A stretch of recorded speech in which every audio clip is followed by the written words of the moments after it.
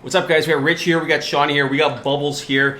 In today's episode, we're going to talk about green flag, yellow flag, red flag. I'm going to Sean 6 scenarios when it comes to building muscle or losing fat, and he's going to choose if he has to agree, disagree, or somewhere in the middle. So red flag will means he disagrees, yellow means the middle, green light means he agrees. You ready, buddy? Yep. All right. Cardio is a waste of time for fat loss. Green flag, yellow flag, or red flag? Red flag. It's definitely not a waste of time. Now, you don't have to do cardio to lose fat, but to say it's a waste of time for fat loss is definitely not true. Cardio is one of those things that obviously is going to burn additional calories, which can potentially help for fat loss.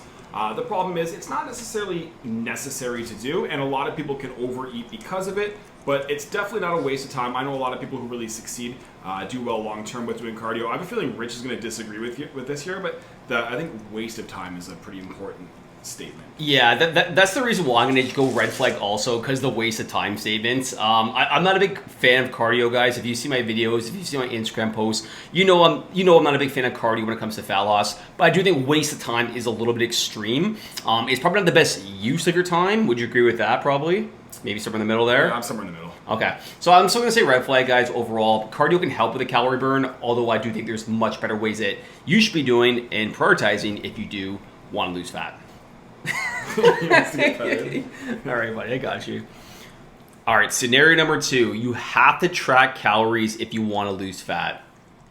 Red flag.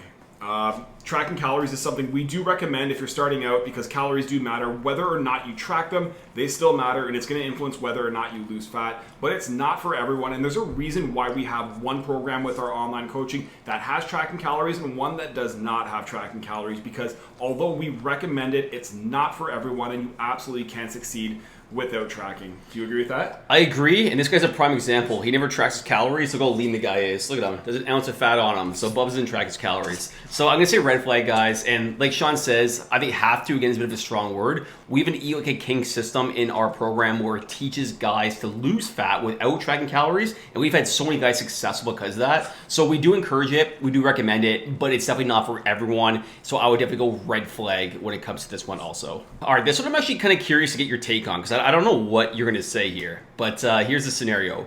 Machines build more muscle on average than free weights. And when I say free weights, I'm talking about dumbbells, barbells. Let's go yellow flag. I think there's a time and a place for machines. I do think you can isolate a lot of different muscles with machines that you can't necessarily do the same degree with free weights.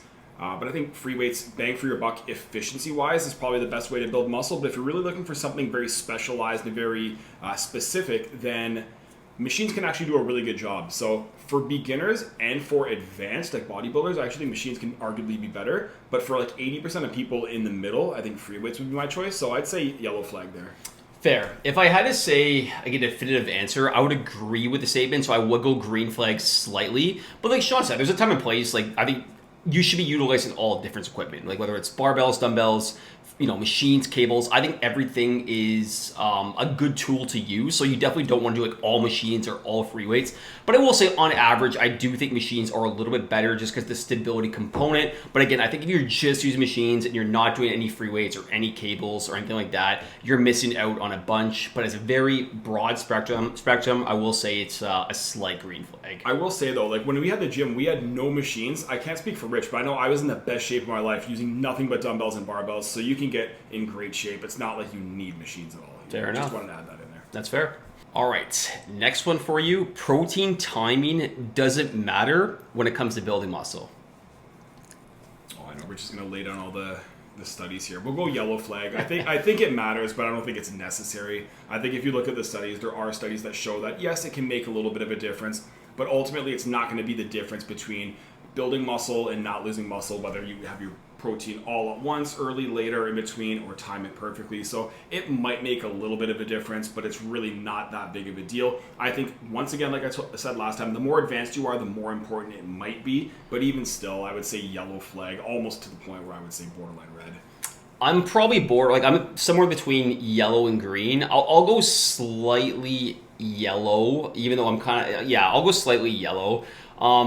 like Sean, I think that the total amount of protein matters the most over like when you're getting it. Now I will say there's like an anabolic window, and I don't want to get too sciencey here. And if you have protein, maybe you've heard of muscle protein synthesis. It's ideal is what, like 4 hours, give or take. Like in a perfect world, you want 25, 30 grams in that span. But like we're, at the same time, it's just we're humans. We have lives. It's almost impossible to do that. So I'll say yellow with maybe slightly some green. But at the end of the day, guys, I think in your protein total number of quantity is more important in terms of the actual time of when you eat it. Agree with that? Yeah, I just think there's more important things to worry about. So yes, it matters, but like if you're already overwhelmed about all the fitness and nutrition stuff, I don't think this should be like the top of concern personally.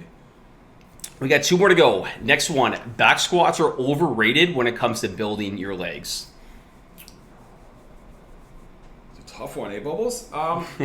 Let's go yellow. Let's go yellow again. I feel like I've said yellow a lot. So if I say green flag, does that mean I agree? For the most part. Doesn't be definitive, but for the most part, yeah.